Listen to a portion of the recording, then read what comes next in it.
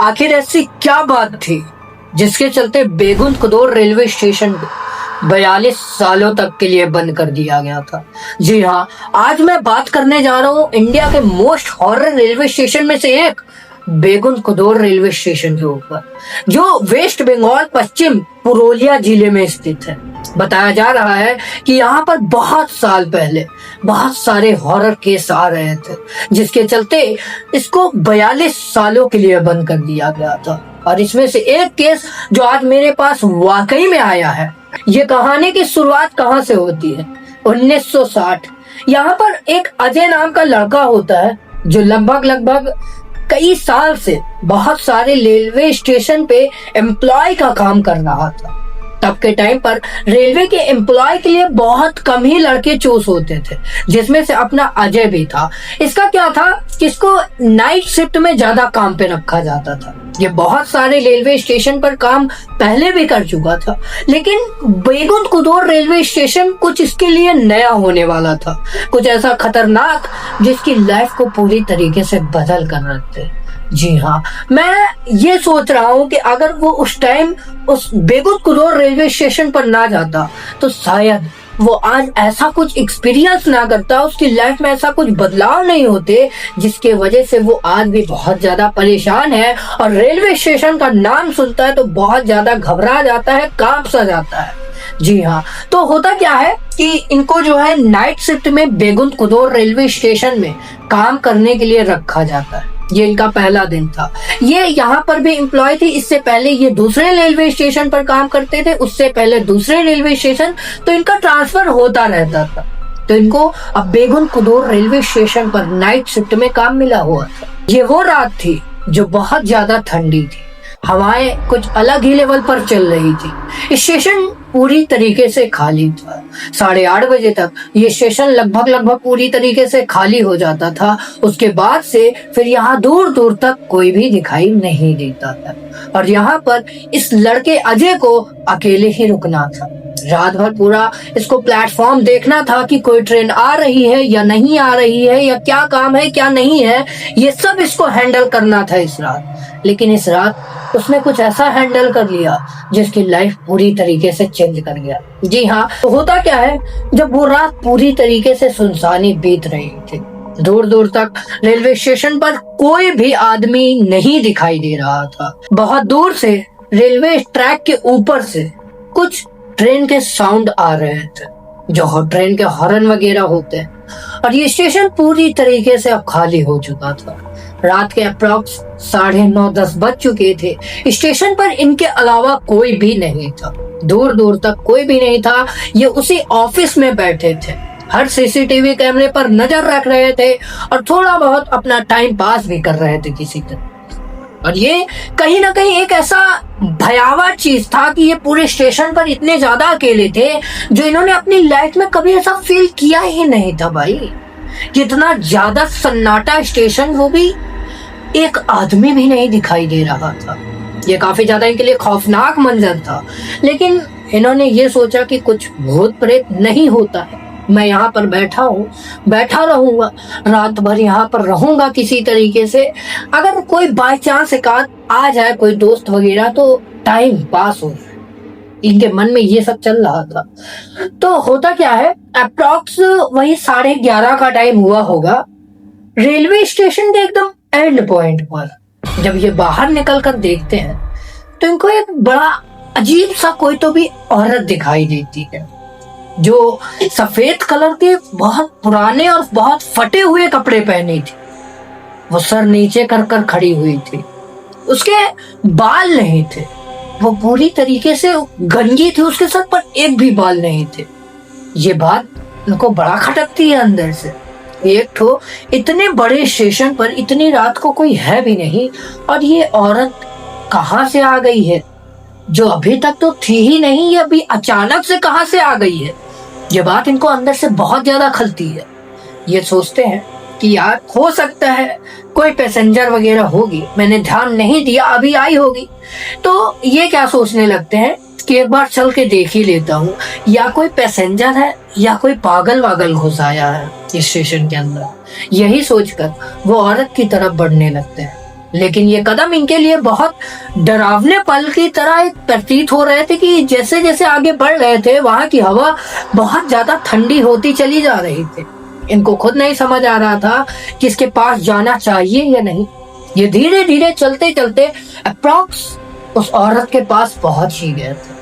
जैसे ही वो औरत के पास पहुंचे हैं तो ये क्या पाते हैं कि वो औरत इनके कदमों की आवाज सुनकर पलट के वापस से आगे की तरफ जाने लगी। ये इनको बड़ा अजीब लगा कि यार ये कोई चोर उचक्की तो नहीं है कि यहाँ पर कैसे घुसकर चली आई है यार, और जैसे ही मैं आया अभी तक तो प्रॉपर यहाँ पर खड़ी थी, मुझे देखते ही कैसे ये जाने लगी उधर की तरफ। इनको बड़ा अचंभा होता है ये बात सुनकर। लेकिन जब ये ऊपर से नीचे तक उसको अच्छे से देखते हैं तो क्या पाते हैं कि भाई वो औरत हवा में चल रही थी। उसके पैर जमीन को छू ही नहीं रहे थे, वो हवा में चलती हुई चली जा रही थी। ये देखकर इनका दिल बहुत जोरों से धड़कने लगता है। ये थोड़ा तो पीछे हटते हैं और उसी औरत को देखे ही जा रहे थे। जब तक ये समझ पाते कि माहौल कुछ ठीक नहीं, ये औरत कुछ ठीक नहीं है, तभी तक में क्या पाते कि वो औरत जो अभी आगे की तरफ जा रही थी वो अचानक से इनकी तरफ पलट जाती है। और जैसे ही पलटती है आप विश्वास नहीं मानोगे, उस औरत का चेहरा पूरी तरीके से सफेद पड़ा हुआ था, आंखें पूरी तरीके से काली थी और बहुत ही बड़े बड़े आंख में गड्ढे थे और सर में तो एक बहुत ही अजीब सी लाइन गई हुई थी। ऐसा लग रहा था कि सर को किसी ने सुई से सिला हुआ। ये मंजर देखने के बाद अजय की बहुत ज्यादा हालत खराब हो जाती है। उनका दिल बहुत जोरों से धड़कने लगता है। ये कुछ नहीं समझ पाते कि मुझे क्या करना चाहिए क्या नहीं। ये तुरंत ही अपने ऑफिस की तरफ भाग जाते हैं।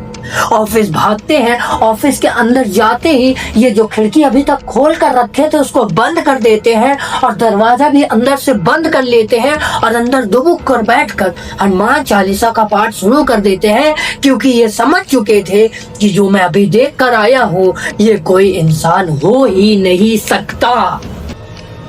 ये मंजर देखने के बाद इनकी हालत इतनी ज्यादा बुरी हो गई थी और आप विश्वास नहीं मानोगे, जब ये अंदर दुबक कर बैठकर हनुमान चालीसा का पाठ कर रहे थे तब वो औरत बाहर खड़ी होकर इनका दरवाजा नॉक कर रही थी। खट खट। इनकी हालत बहुत ज्यादा खराब थी। ये कुछ भी नहीं समझ पा रहे थे, बस हाथ जोड़कर भगवान का नाम नॉन स्टॉप लिए जा रहे थे कि हे भगवान आज बचा ले, जय हनुमान ज्ञान गुण सागर। ऐसा ऐसा करते हुए ये अपनी बड़ी मुश्किल से ये ऐसा ही करते करते इनको बड़ा अचानक से इनको बड़ा चक्कर आता है और ये वहीं पे ऑन द स्पॉट नींद इनकी सुबह खुलती है। सुबह खुलने के बाद वहां पर और भी ऑफिसर वगैरह जो एम्प्लॉय वगैरह होते हैं वो भी आए। देखे तो ये एकदम कॉर्नर पर बेहोश पड़े हुए थे। इनके ऊपर पानी का छिड़काव किया गया। ये होश में आते तो बड़ा घबरा जाते हैं। अरे वो औरत कहाँ चली गई, वो कौन थी, मैं जिंदा हूँ। बहुत ज्यादा पैनिक कर जाते हैं जब होश में आते हैं।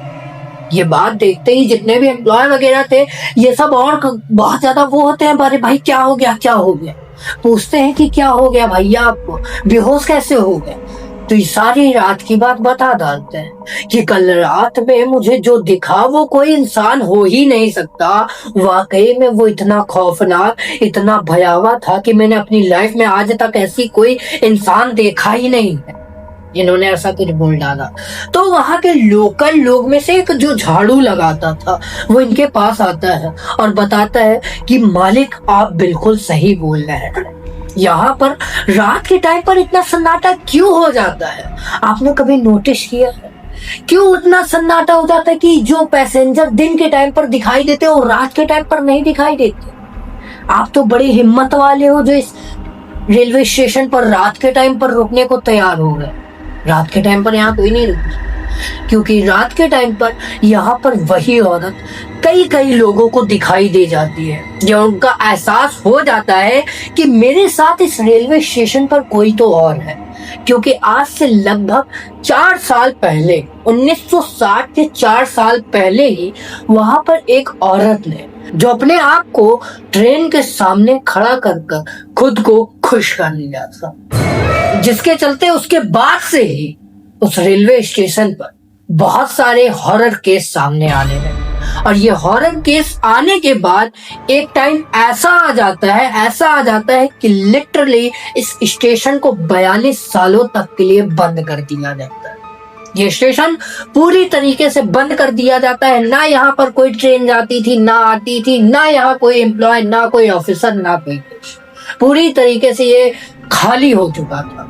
लेकिन इसको वापस से रीबिल्ड 2009 में किया गया, वापस से इसको बनवाया गया एंड अभी भी ये अपने स्थित जगह पर स्थित है। और आज भी बहुत कभी कभी रेयर केसों में कोई इंसिडेंट सामने आ जाते हैं।